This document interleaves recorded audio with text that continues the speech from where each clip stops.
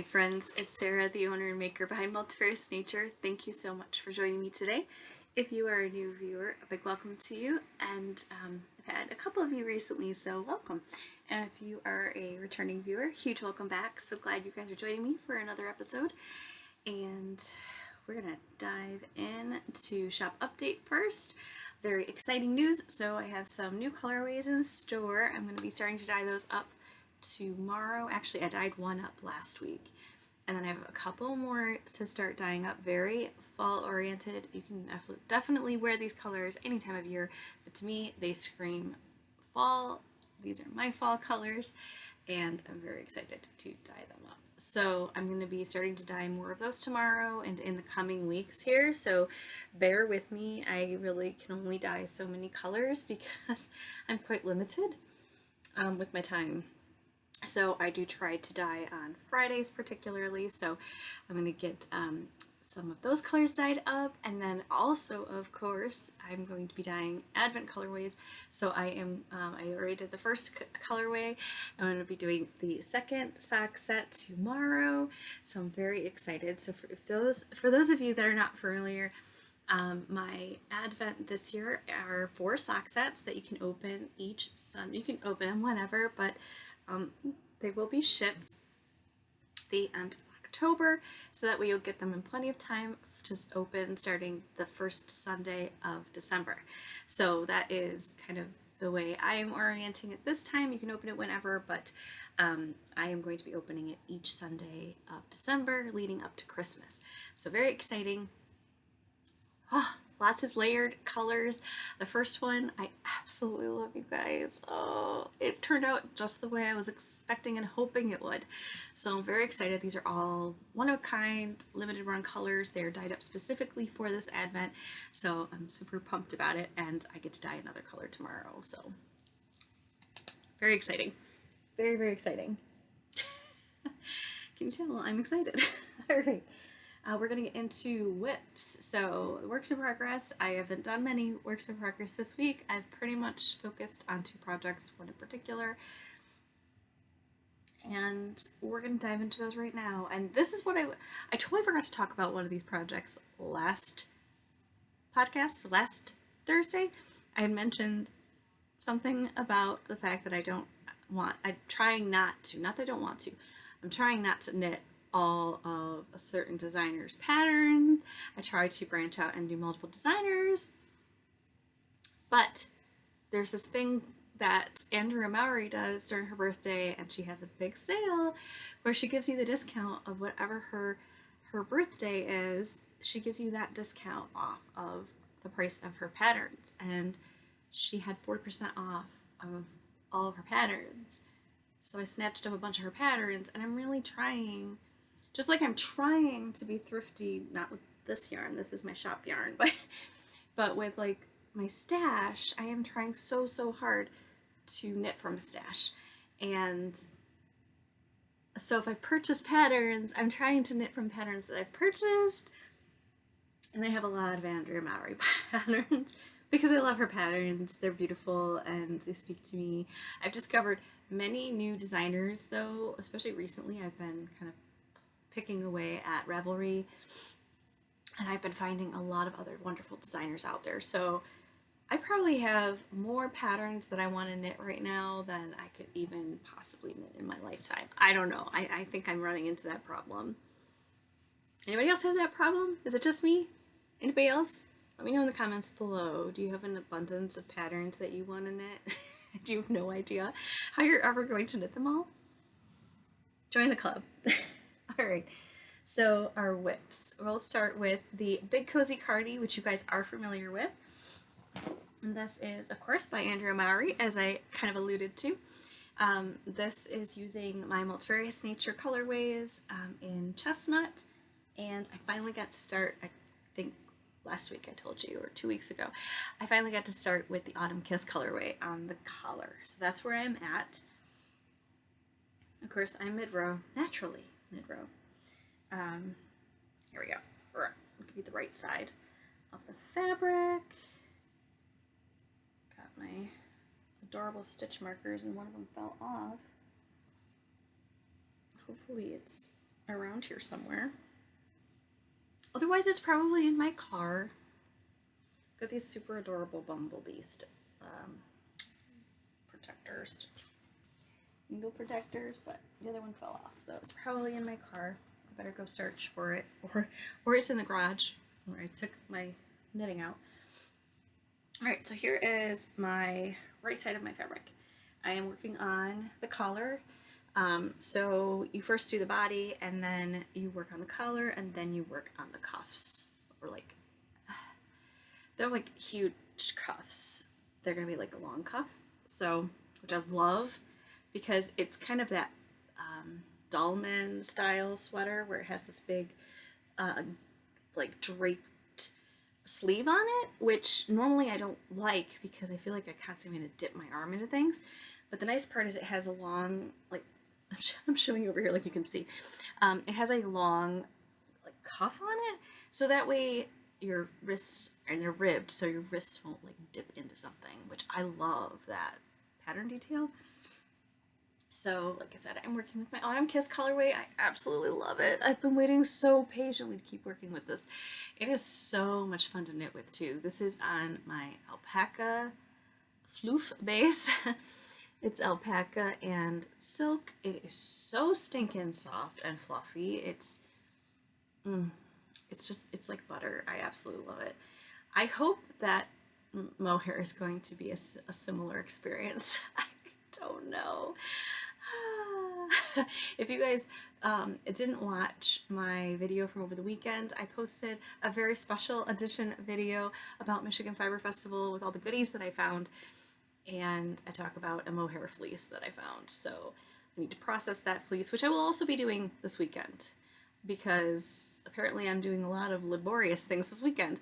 I am going to be doing mohair fleece and my CVM fleece, but I was going to talk about that later, so sidetracked.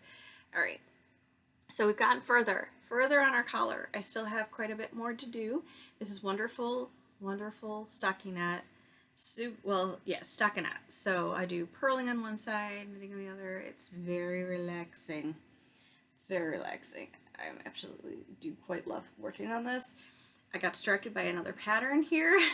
Otherwise, I would still be working on this because I worked pretty much monogamously on this last week, and this week I just worked on it a little bit. So I got a little bit more progress on it, but frankly, I focused on a different project. But as you can see, this beautiful colorway, it's just absolutely gorgeous. It's kind of a salmony pink with these beautiful, deep, like burgundy. It's like burgundy. It's like deep burgundy bits. And like I said, there's some peach in here. It's, oh my gosh, I love this color so much. I just feel like it would complement a lot of skin tones. I say that about a lot of things, but I really feel like this would look great on a lot of people, and I would love to see this as a sweater on its own. Like, I'm using it as a complementing, like, contrasting color with this, but I feel like it would make a absolutely stunning sweater, so somebody should knit this as a sweater. I don't have it currently in stock in the shop, so, you know, just message me that you want a custom order of Autumn Kiss, and I will gladly knit it up on you. Look at the base section on the website. I would gladly dye that up for you because I want to see this as a sweater so badly, so badly. Okay. And I can only knit so much, you guys. I can only knit so much. So the next, oh, and that's the chestnut colorway too. I should tell you that, chestnut, which is also not currently dyed up in the shop. This is on my Peruvian Highland wool base, which is so fluffy. Again, another floofy, bouncy, wonderful base for texture. If you're going to be doing any cabling, Peruvian Highland wool base. Highly recommend it. You should try it. All right. Next project. The Birch Pullover by Andrea Mowry. So this is what I was talking about last week when I said I wasn't going to try to knit so many by one designer, and I knew that you guys would be like, hey, by the way, why are you knitting by the same designer again? Because I purchased a lot of her patterns. So I'm trying to knit through them. And this one I've been eyeing for a long time. And it's similar to brioche. It basically is very similar to brioche. It's like a half brioche stitch. It's it's half fisherman's rib, which is a new stitch to me. I have not done it before. So that's new to me, which is awesome. And then I also wanted to use some of the yarn that I purchased this weekend. So again, check out my video from the weekend, Michigan Fiber Festival. This beauty is a massive cone of yarn. This is 100% merino. It is a light fingering worsted spun. See that beautiful fluffy spin to it? Absolutely stunning. It's a warm gray. This is a warm gray. Very light, warm gray. I love it. It's so soft. So I absolutely love the last year when I went to Old Mill Yarn. Again, I talked about Old Mill Yarn in my last video. Check it out. But they have amazing deals and stuff. But they were selling cone trees. So I'm gonna point you in that direction. All right, here you go. You can see my cone tree over here. So this is where this cone was being housed, and all I did, I rigged it. So I had it up here, over here, and then up above me, like pretty much directly above me right now, is my ball winder. And literally, I could leave the cone up there and wind on the ball winder, and it worked. It did not get caught. It did not, because I've tried doing it from the floor, like having this resting on the floor and doing it. Doesn't work. So I tried doing it on that cone stand, and it works so good because then it's angled like this, and it just pulls it right off. Pulls it right off. And it got a little hiccup here and there, and then I would just, it's usually when it gets to the bottom, and then I just use my hand and hold it, and it totally worked. It worked so well. I'm so excited because especially with like the lace weight, I have a few lace weight like alpaca blends that I've gotten from Old Mill Yarn that are very, very lightweight. And when I try to spin that, like get them off on the ball winder, I break them constantly. So by putting it up on that cone rack, I think that's going to work, or cone tree. I think that's going to work so much better. I got an amazing deal on that cone tree too. Amazing deal. I love that store. Did I mention that? Not in this video, I don't think I have, but in the last one I did. So I highly recommend that video. You should check it out. All right. So I used this beautiful warm gray color, and that is what I am knitting. See, I have it all nice and caked up. Like I said, it is a light worsted spun, so I'm holding it double. It is technically a fingering weight. I would say this is probably a light fingering though, not your typical fingering. I would say it's light fingering. So I held it double and I got away with getting gauge. So I do know that I tend to knit rather tight for the most part. So I did get gauge by holding it double. So here is my beginning of my beautiful Birch pullover. And as you can see, it is like this fluffy, super stretchy. So excited. So excited. This is going to be a beautiful neutral. I tend to like to work with color. I do like to work with color a lot. And when I do my pullovers, I also work with color a lot. But I wanted to have another. I do have one out of shepherd's wool that I made a couple years back. That is a nice like camel color. It's the milk chocolate color, really is what it is. It's their milk chocolate color of shepherd's wool. And I made a pullover out of that, which is excellent for like putting little shirts underneath. I think that that works really good for layering. So this will be another one that I can wear. Like if you watch Andrea Mowry at all, especially during the colder months, you'll see she wears a lot of those like collared shirts that she'll layer under her sweaters, which is great because it makes it so wonderful if you're sensitive, if your skin is sensitive at all to wool. If you put something like that, it really protects your neck region and your chest where you tend to be more sensitive. A lot of people tend to be sensitive there. I'm one of them. I'm not sensitive to as much wool as I used to be though. But here we go. So this is where we're at so far. I've got the collar done. I'm now working my way. I did the short row shaping. So I looked at a bunch. There's a lot of people who have made this sweater. And there were quite a few that have done, like, skipped the short row shaping, which it was a little confusing. I mean, it's not that confusing. I just had to really pay attention to what I was doing.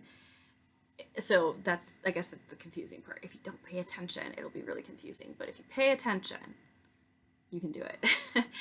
And do the short row shaping, which basically makes it so your back of your sweater is longer than the front. I love short row shaping. It fits so well. I guess some people don't like it, but most tend to.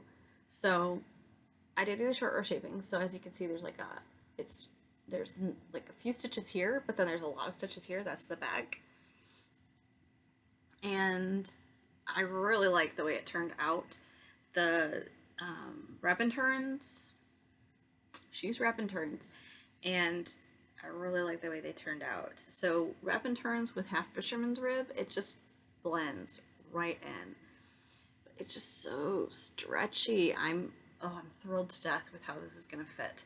I knit it with 4 inches of positive ease, so she recommends, I think it's 2 to 4 inches of positive ease, or it's 4 to something inches of positive ease. I don't really want to like tell you guys white lies here, so let's see, what does it say? Oh, okay, 0 to 6 inches. Nothing about 4 inches there, but the 4 inches is the fact that she knit it with 4 inches of positive ease for herself. So I decided to basically copy Andrea because I loved the way it looked on her. It's kind of flowy looking, but not oversized to the point of looking excessively big. I have some excessively oversized sweaters, and I enjoy those, but then I also enjoy something in between, especially for wearing to work. So that's why I decided to go with the 4 inches. And this, I did print out the cover. I don't always do that, but I did print out the cover. So as you can see, it's just a really nice oversize. It's not oversized to the point that it looks like huge on her, but it has a nice flow. The sleeves are nice, so it's almost that you don't really have anything stretching your ribbing. The fisherman's rib is pretty much intact, and it's not like stretched. I might have some stretching possibly in my bust region, maybe, but otherwise I feel like it's going to be just really relaxed looking. And check out that. Isn't that great? I love the raglan shaping. So you can kind of see it here. It's just starting, you guys. The raglan shaping is literally just starting, so you really can't appreciate it quite yet. But as I'm knitting it, I can see it. So, all right. I might eat my words about this but I feel like since I did her big cozy cardi, which felt like my word, I mean, there was a lot of that repeat. A lot. But I feel like this is gonna be not so bad. I don't know. I might eat my words. I've seen multiple people that have completed this pattern saying that it felt like it lasted forever. It was so much fisherman's rib. It hurt their hands. I could definitely see where this could hurt your hands if you're trying to go really fast. Fisherman's rib is unique because I'm not giving anything away. Fisherman's rib, I should say half fisherman's rib, you like knit into the stitch below, which is kind of weird. But if you knit brioche, brioche has a rhythm to it. And there's a rhythm to knitting half fisherman's rib. I've noticed it. But you do kind of have to go slow. I also combination knit. So if you're not familiar with that, I basically twist my purl stitches. So when I purl, I twist them because it's easier for me because I knit continental. And then when I go back the next round, I untwist the stitch. So I'm not going to do a video about that. At least not right now. I don't know how to edit videos, so I don't think that would be a good idea. But basically it's like I purl my stitch, it gets twisted, and then when I go back, I will knit or purl into the back leg because it's twisted. Does that make sense? You should definitely look up combination knitting if you are a continental knitter. I don't know if it would really benefit someone who is an English knitter, but if you are a continental knitter, it will make your knitting so much faster. Especially the purling, it will make it so much faster. So definitely recommend that. I have my little Hello Lavender lemon slice. That's so cute. To show my right side, because your right and your wrong are very similar looking. Really the only difference at the moment is this edge here of the collar. It looks more like the right side on this side. But yeah, I'm really enjoying it so far. I've seen some where people modified it and made more of a turtleneck. I decided to just go with her traditional, what she's got going on here. We'll see how the length of the body is. I like the look of her length. It looks like it's a decent length. It's not cropped from what I'm seeing, so I probably won't make it longer. We'll see how my sleeves are. That's always an interesting thing for me because I feel like I am someone who I'm a rather petite person. I'm 5'5", and I find many times I can wear petite clothing because my legs are, I'd say, average length, but my torso is probably on the petite side because I can get away with wearing a lot of tops that are petite and they fit me nicely, like they fall at a good spot. It's a really weird way to describe this, but I'm just trying to say that sleeves are always interesting. For some reason, I never know exactly how something's going to fit. Like something might be extremely cropped and then it fits me more normal. You just never know. But anyway, I hope you have a nice refreshing beverage to sip on. I have some nice cold, very cold flavored water because it's a whopping 94 degrees here in Michigan with a heat index of 104, which for this time of year is kind of a weird temperature, but we are getting through it. That's why I'm wearing my little Michigan Fiber Festival tank top from last year, and my hair is completely pulled up because it's very hot. But anyway, and so this is also why I wanted to start another project, because knitting a blanket, basically the big cozy cardi at this point is like wearing a blanket in your lap. Knitting a blanket in a 90-degree car is not going to happen because you better believe I still ate my lunch outside. Luckily, the sun was hidden by clouds, which made it a lot more bearable, and there was a breeze, but having this itty-bitty project on my lap instead, which basically wasn't on my lap because it's so small, much more reasonable. Yes, could I have worked on my DRK Everyday socks that are still over here that I need to finish? Yes, I could have. But did I cast on a new project? Of course I did. Because I just, when you have all this wonderful new yarn, don't you just always want to knit a new project? I know. I'm my own worst enemy. I am keeping it in my wonderful Michigan Fiber Festival swag bag that I purchased this past Fiber Festival. And I guess we will get into, oh, did I mention I'm holding that double? I did. Yes, I'm holding this, oh dear. I am holding this double to get gauge. I think I did. I think I mentioned that. All right. Next is up and coming planning. Fall is around the corner, you guys. I say this as it's, like I said, 100 some heat index here, but I am thinking of, like I said, all these wonderful colors for fall that I'm going to dye up. I am focusing on fall. I love fall. I wish fall could last a long time. Fall is a wonderful season. And I just want to knit all the fall things. That's my favorite thing to do. So I obviously have cast on a sweater, but I say always, the past couple of years, I have knit a very rustic sweater, at least one every cold, like fall, winter season. And I have some stash of Nutiden. I have 2 colorways still of Nutiden because when I ordered it last year, I got 3 colorways. I knit up the one. I have 2 other ones, Lucra and Vagen Hem. I don't even know if I'm saying that right. Swedish wool, absolutely beautiful. And I want to do a rustic sweater with that. So I'm not sure what I'm going to knit. If I'm going to do a cardigan, I have no idea.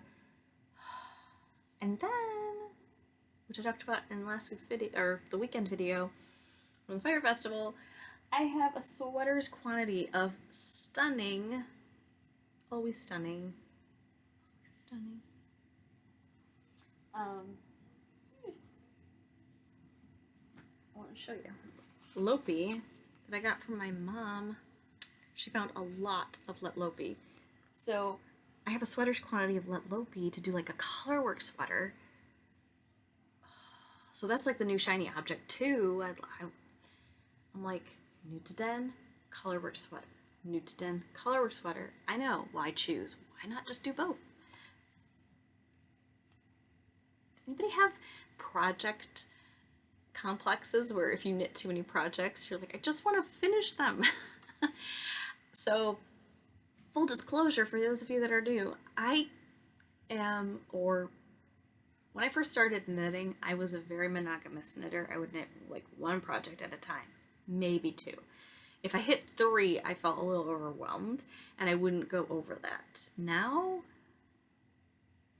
I have quite a few projects on the needles. It doesn't mean I'm working on them all the time, but there's quite a few on the needles. So, but my biggest thing is I don't want things to just linger around that long because an unfinished project to me gets irritating for me to look at. I either want it to be finished or I'm working on it.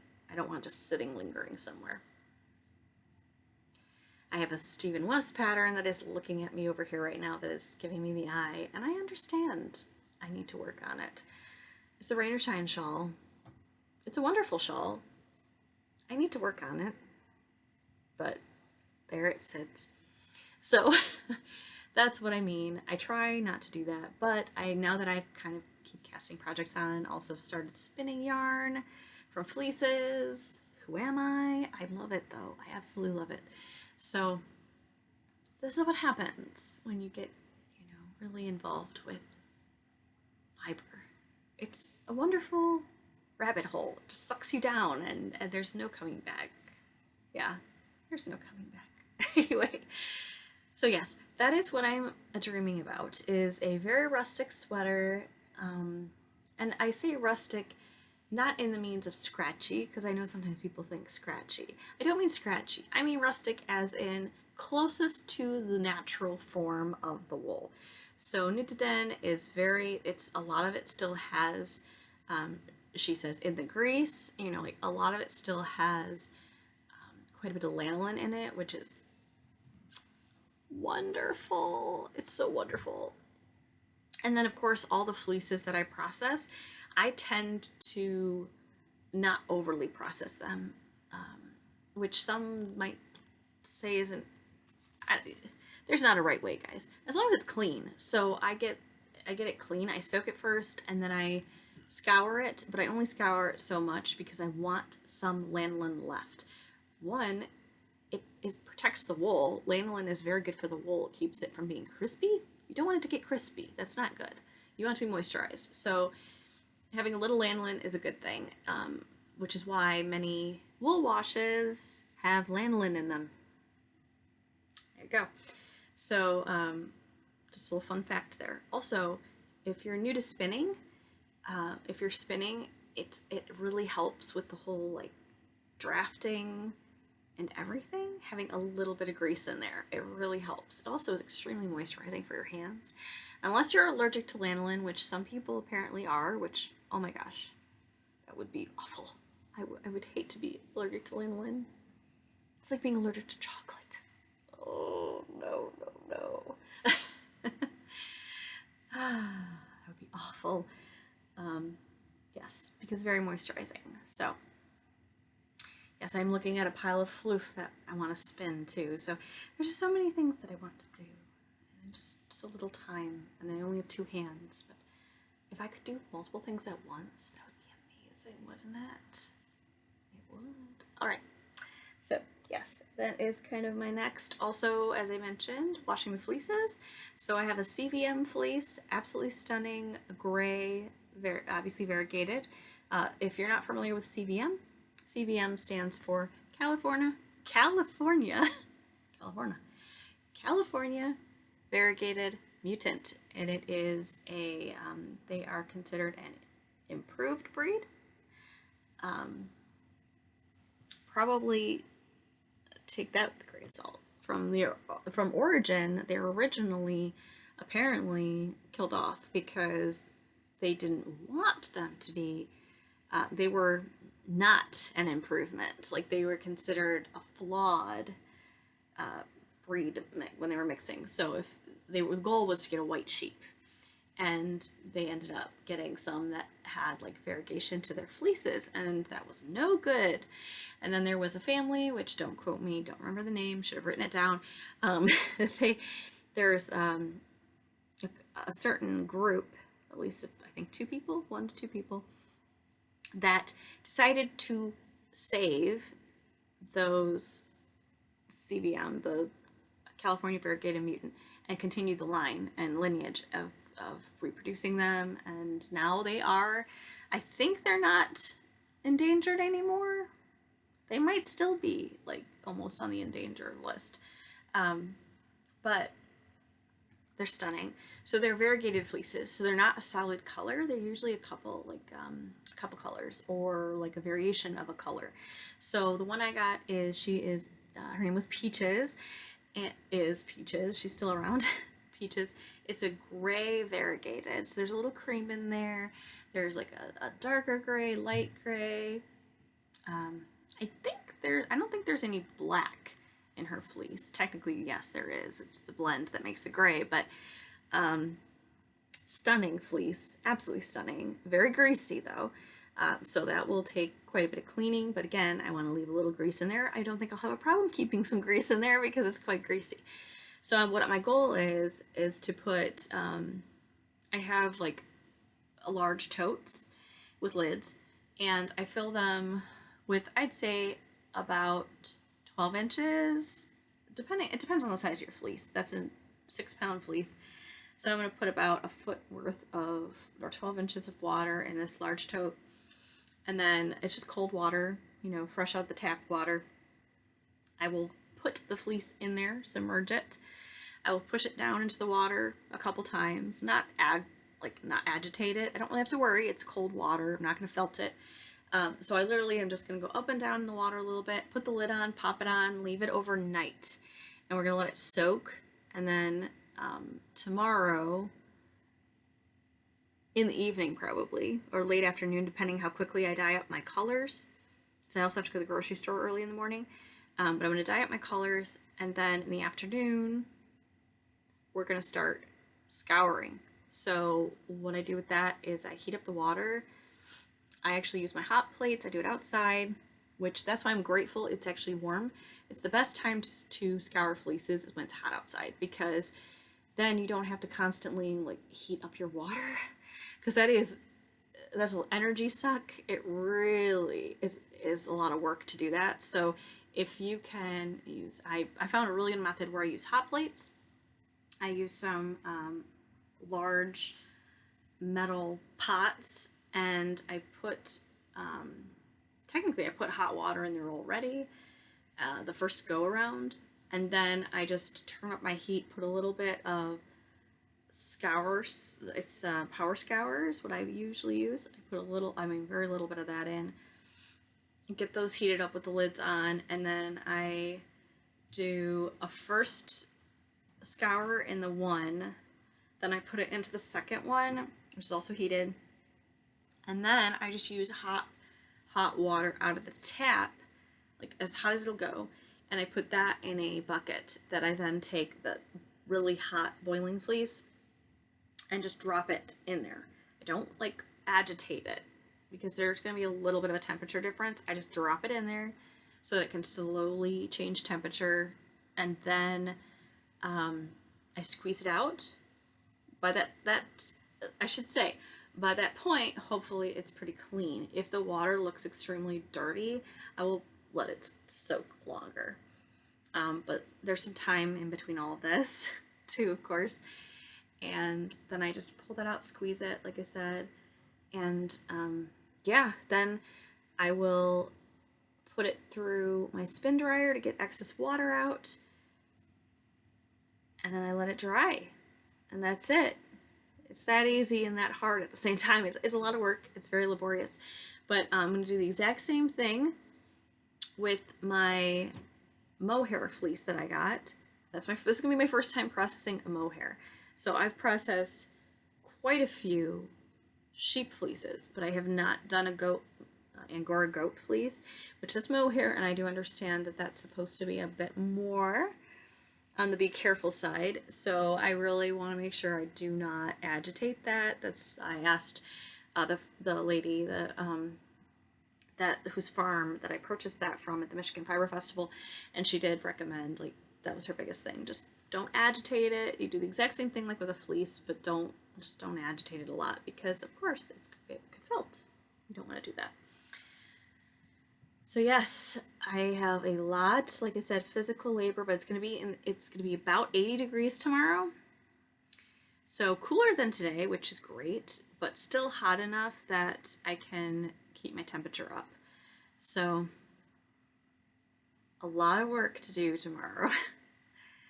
I might end up doing some of it Saturday, but I really want, like, if I have to scour on Saturday, I can scour on Saturday, but I really would prefer to do it tomorrow if I can. But priority is the dyeing of the yarn. So now I am starting to jibber jabber, but anyway, I hope you guys are doing well. What are you up to? Are any of you scouring fleeces? Did you go to the Michigan Fiber Festival or any other fiber festivals recently and purchase any fleeces? I'd love to hear what you purchased and how that is going for you. Yeah. Or even if you've gone to fiber festivals and you didn't purchase anything, what's one of the best things that you saw at a fiber festival? I'd love to hear that. Or if you found something like yarn. I mean, fiber festivals are so much fun. If you went, did you pet the sheep? Because I'm just saying, I pet some sheep and they were so sweet. They were so sweet. I wanted to take them all home. And technically some of them were for sale. I couldn't take them home because we don't have a fenced in area for them yet. But oh my word, I wanted to take them all home. Oh yeah, especially the Shetlands. Oh, they're my favorite. They're so sweet. Okay, yeah, there we go. So I'm going to go ahead and get some more knitting in and everything, because we're not going to be outside. It's just way too hot for that nonsense today.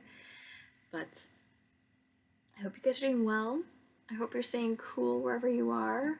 If you're getting a taste of fall in the mornings where it's crisp. This morning was not crisp. It was 80 degrees this morning, but otherwise this weekend it's supposed to get back into the 70s next week, which I'm so excited. And the mornings are in the 50s otherwise. Oh, it's so wonderful. I love that weather. So I can break out my sweaters in the morning. I do. I break out my sweaters. When I go sit outside and knit early in the morning on the weekend, I treat myself. I put a little sweater on. I sit outside. I kid you not, sometimes I get up at 6 o'clock.